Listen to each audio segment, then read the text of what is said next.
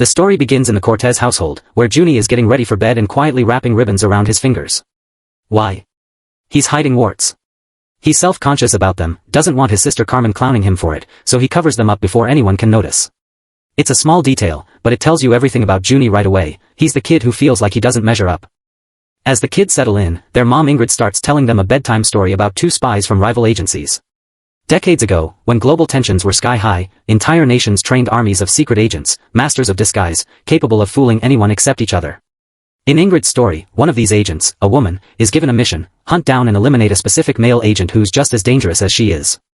They finally cross paths, and instead of a fight to the death, something else happens entirely.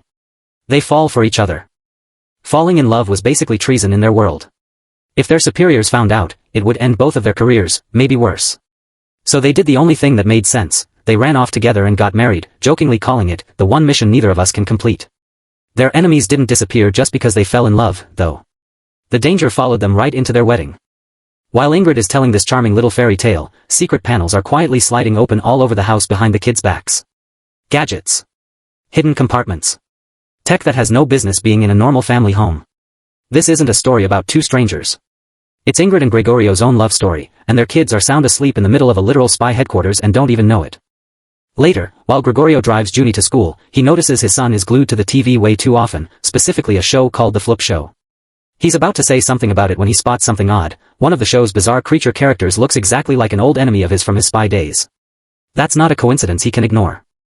Then, right outside school, Gregorio sees a bully going after Juni. In his head, he becomes the hero, storming over, taking down the bully's massive intimidating father with one smooth move. Except none of that happens. It's only in his imagination. In real life, Gregorio freezes, says nothing, and Juni watches his own father do absolutely nothing to help him. That hits hard. A kid who already feels small now feels abandoned by the one person who's supposed to have his back, and he retreats further into his TV show, because at least there, the good guy always wins. Now we cut to the real threat. In a hidden lab far away, the man behind that TV show, Fluke, is showing off his newest project to two shady agents, Devlin and Donegan. What they're looking at is horrifying: captured secret agents who've been mutated into ridiculous-looking monsters made almost entirely of giant thumbs. Fluke calls them his thumbs. But that's not even the real reveal. Fluke unveils something far more disturbing: a robotic duplicate of Donegan's own son. It looks harmless for about 2 seconds before it lunges, tackles Donegan, and slams him to the floor.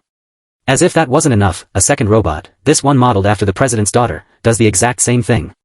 Fluke's plan is staggering in scope: build robotic replicas of powerful people and secret agents, then quietly replace the real ones. The problem? These robots are strong, but they're dumb. No real thought process, just garbled noise where speech should be. Donegan is furious and gives Fluke an ultimatum: fix it, or the whole operation collapses. Back in the real world, agents are vanishing. Not one or two, some of the best spies in the world are simply gone without explanation. Gregorio knows this can't be ignored, and he decides to investigate personally. Ingrid immediately wants in, but Gregorio hesitates: somebody needs to stay with the kids. Ingrid isn't having it, and through sheer persistence, and a little bit of charm, she talks her way onto the mission. Problem solved by calling in Uncle Felix to watch Carmen and Juni. What the kids don't know yet is that nothing about this family is what it seems, and that includes Uncle Felix. Gregorio and Ingrid suit up in spy gear that's been gathering dust for years and head out together for the first time in a long time. Mid-journey, they get a video call, and it's not good news. Agent Gradenko shows up on screen, flirting shamelessly with Gregorio, which sends Ingrid into an instant jealous rage and she cuts the call short. Moments later, their car reaches a sharp curve, except instead of turning, it drives straight off the road and into the ocean. Surprise, it's not just a car. It transforms mid-air into a fully functional submarine. Underwater, the call reconnects, but it's not Gradenko anymore. It's Fluke. He calmly informs them he needs something only they have access to. Before they can even process what that means, another sub appears, chasing them through the depths. The pursuit ends with something nobody saw coming: a massive mechanical creature rises out of the darkness and swallows their submarine whole. At that exact moment, back home, alarms start blaring through the Cortez house. Carmen, Juni, and Uncle Felix rush for a hidden safe room, and that's when Felix drops the bombshell: he's not actually their uncle. He's a government agent assigned to protect them. Carmen can barely process it. Her parents always seemed so normal. Boring, even. The idea that they're elite international spies feels impossible. A hidden door opens, leading the kids into an underground bunker. Felix stays behind to fight off the incoming threat while the kids are sealed in safety, or so they think. A screen flickers on showing Felix already under attack. Following his last instructions, the kids activate an escape vehicle, and the bunker itself transforms into a flying pod that launches them out of danger. Now they're being chased across open water by Fluke's henchmen. Carmen and Juni have zero experience piloting anything like this, and they nearly plow into an innocent man's fishing boat. They swerve just in time, but the henchmen chasing them aren't so careful, and they tear straight through that poor man's boat. The chase ramps up even further when Juni gets knocked clean off the vehicle mid-flight. Carmen doesn't hesitate, she grabs him and hauls him back on just in time. As they near a small island, the kids fumble with the controls and accidentally trigger autopilot, which transforms their vehicle into a submarine. Behind them, the henchman's boat smashes into rocks and explodes, ending the chase for good. Underwater, the siblings get a brief, almost peaceful moment, gliding past coral reefs, strange sea creatures, even sharks gliding by in the dark blue. Meanwhile, back at Fluke's compound, Gregorio and Ingrid uncover something chilling. Those bizarre creatures from the Floop show aren't costumes or CGI. They're real secret agents who've been transformed against their will. And then Fluke says something that should terrify any parent. Carmen and Juni are the only weakness this couple has, and he intends to use the kids as leverage. Back with the kids, they finally reach a hidden safe house loaded with futuristic tech, food that materializes out of nowhere, meals that print from cartridges. It should feel like a dream. But Juni can't enjoy any of it. He's been lied to his whole life, and even when Carmen tries to comfort him with something as simple as fries, he won't touch them. The trust is broken, and food isn't going to fix that. Back at Fluke's base, Ingrid uses a laser hidden inside her ring to burn through her restraints, freeing herself and Gregorio. They make a run for it, dodging a sudden floor collapse. Gregorio nearly falls into the gap below, saved at the last second by a glass platform that appears out of nowhere. They press forward into something called the virtual room, a space capable of generating hyper-realistic simulations of locations anywhere on Earth. But before they can explore it, the floor opens again, and they drop straight down, landing directly in the middle of Fluke's dinner table, mid-meal, surrounded by a room full of people calmly eating something that looks deeply unappetizing. During dinner, Fluke casually mentions his people are already moving to capture Carmen and Juni. That's the moment Gregorio snaps. He threatens Fluke directly, demanding he stay away from his kids. Guards force him back into his seat. Fluke reveals the true scope of his ambition. He wants to extract the knowledge of captured agents to perfect his robotic army, and when Gregorio refuses to cooperate, Fluke doesn't waste time arguing. A trapdoor opens beneath him, and Gregorio disappears through the floor. Back at the safe house, Juni's curiosity gets the better of him. He locks a pair of handcuffs onto his own wrist while messing with spy gear and ends up smacking himself trying to break free. Comic relief, sure, but the calm doesn't last. A knock at the door reveals Gradenko, armed men in tow. She tells the kids that Fluke is behind their parents' disappearance, but Juni refuses to believe it. He's a fan of Fluke's show. To him, the idea that his TV hero could be a monster maker doesn't compute. While they're talking, Carmen mentions a cryptic message she got from Felix: the third brain is alive. Gradenko, almost as a friendly gesture, hands Carmen a bracelet. Seems harmless. It isn't. Moments later, Juni accidentally knocks a picture frame aside and reveals a hidden device, the very third brain everyone's apparently after. And then Juni glances outside and sees Gradenko's men quietly sinking their submarine into the water. That's the moment the mask comes off. These aren't allies. They're enemies, and the kids realize it just a beat too late. Gradenko already has the device in hand. What follows is a full-blown chase. Carmen leaps over furniture trying to catch the man fleeing with the device, but he's too fast, so she grabs a jet thruster pack and launches herself into the air with zero training and even less balance, and the thumbs are right on her tail. Back inside, Juni, still stuck wearing that handcuffed box, swings it like a weapon at Gradenko when she gets close, buying just enough chaos for one of the agents to accidentally set her hair on fire. Carmen, cornered in a tight alley with nowhere to go, spots an escape route across some rooftops, climbs to safety, and manages to snatch the device back. She takes off flying, with the thumbs crashing spectacularly into a giant flip billboard behind her, buying her just enough time to swing back and rescue Juni. Carrying two people through the air on a single thruster doesn't go smoothly, though, and Juni slips from her grip mid-flight, plummeting toward the ground. Carmen dives and catches him at the very last second. They duck into a clothing store to hide, and sure enough, thumbs storm in looking for them. The creatures search every rack and corner, at one point even spotting their thruster gear hanging nearby, but a car runs over the equipment outside, throwing off the trail completely. The kids slip out a back exit and hop onto a streetcar, vanishing into the city. Back at Fluke's castle, the man himself is furious that two kids keep outsmarting his entire operation. That's when Alexander, someone we haven't paid much attention to yet, steps forward with a new idea: forget human agents. Send robotic children instead. On the streetcar, Carmen inspects her damaged tracking device and discovers something hidden inside, a single name, Machete, paired with an old photo of her father standing next to a man she's never seen before. Before she can dwell on it, another argument erupts with Juni, who wants to destroy the third brain altogether so nobody can use it. Carmen stops him, and in the middle of the fight, she realizes the bracelet Gradenko gave her wasn't a gift. It's a tracking device. They've been broadcasting their location this entire time. Later, at a fountain, Carmen notices Juni walking toward her, except something feels off. His voice, his movements, all slightly wrong. Across the plaza, she sees another version of herself lifting the real Juni into the air. The horrifying truth lands immediately: this isn't her brother. It's a robotic copy. She swings a punch at the fake Juni, and instead of hurting him, she nearly breaks her own hand against his metal frame. Meanwhile, the real Juni is still clutching the third brain, trying to protect it during the struggle, until it's knocked loose and lands inside an arcade claw machine. Before either kid can grab it, the robotic Carmen takes control of the machine and steals the device with terrifying precision.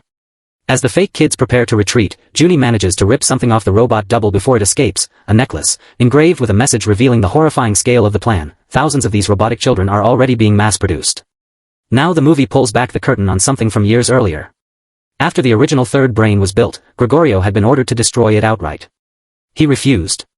Instead, he hid it and told absolutely no one, not even his own family, believing secrecy was the only way to protect the people he loved. Shortly after, Carmen and Juni finally track down the mysterious man from the photograph, Machete.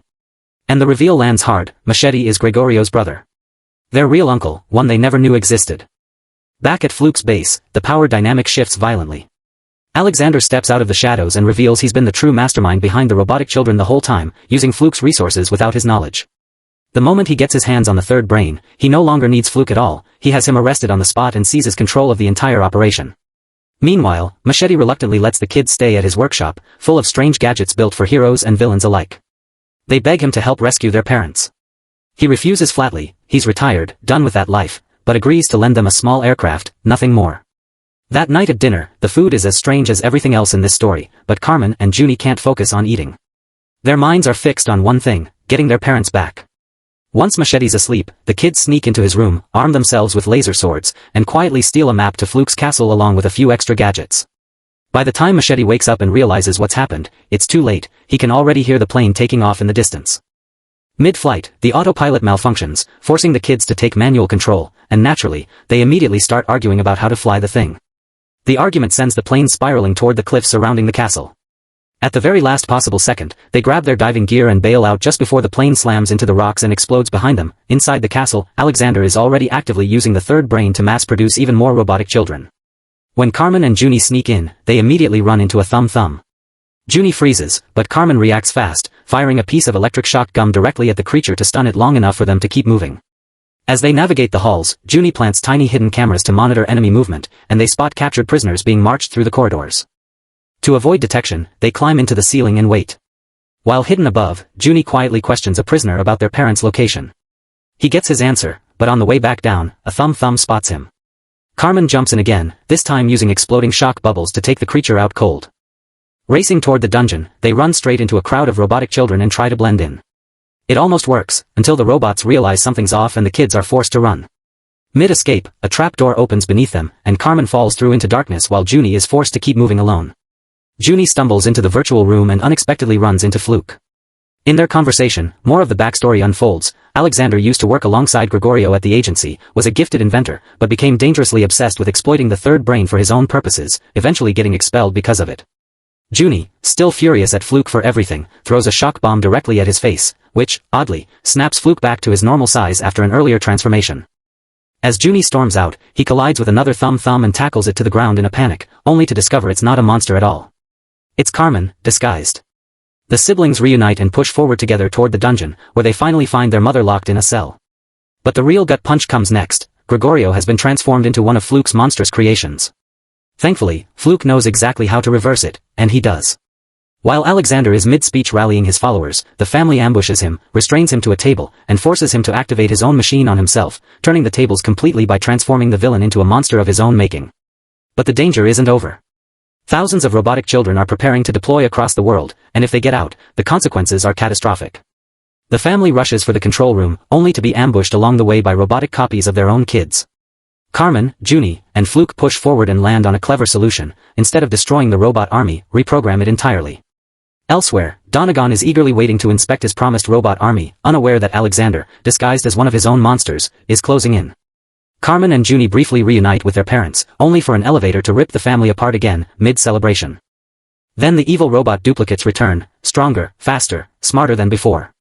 The fight that follows is intense. Carmen traps robotic Juni against the ceiling, while robotic Carmen effortlessly slams the real Juni around the room and even punches straight through a solid wall just to prove how outmatched they are. Juni doesn't panic. He spits a shock gum charge directly into the robot's face, frying its system just long enough for Carmen to break free. The siblings fire a sticky glue weapon that traps both robotic doubles in place, buying time, but not forever, and they make a run for the main hall. There, they find their parents already locked in battle with enemy agents, taking them down with practiced ease. For one brief moment, it looks like they've actually won. Then nearly 500 robotic children flood into the hall, surrounding the entire family with no way out. Just when the situation looks unwinnable, Machete bursts in. The man who swore he was done with this life couldn't stay away after all, and the family is finally whole again, even if the odds are still impossible. At that exact moment, Fluke finishes his work back in the control room and successfully reprograms the entire robotic army. Hundreds of robotic children instantly flip from hostile to friendly, turning on the very villains who built them. The battle that seemed unwinnable seconds earlier ends almost instantly. In the aftermath, Gregorio and Machete embrace, two brothers reunited after years of distance, finally letting go of whatever kept them apart. Fluke tells Juni that it was the boy's stubborn belief in him that gave him the courage to turn against Alexander and do the right thing. Sometimes the villain just needed someone who refused to give up on him. Carmen and Juni deliver the biggest news of all to their parents. After everything they survived, they've officially become secret agents themselves. The kids who needed saving are now the ones doing the saving. In the months that follow, the once dangerous robotic children start appearing on news broadcasts, performing good deeds across the world instead of causing chaos. Floop returns to his show, this time with a very unexpected new cast member, Alexander himself, permanently transformed and now just another strange creature on the program he once used as a weapon. But peace never lasts long for this family. A call comes in from the head of the OSS with a brand new mission, this one meant specifically for Carmen and Juni. The two agree on one condition: the whole family comes along. Gregorio, Ingrid, Carmen, Juni, and now Uncle Machete too. Because at this point, they're not just a family who happens to have secrets anymore. They're a family of spies. And they're just getting started. So, what part of this got you the most? Was it the moment Carmen realized her own brother had been swapped for a robot, or when Gregorio got turned into a monster right in front of his kids? Drop your thoughts in the comments below, and if you want more deep dive breakdowns like this one, make sure you hit subscribe so you don't miss the next one.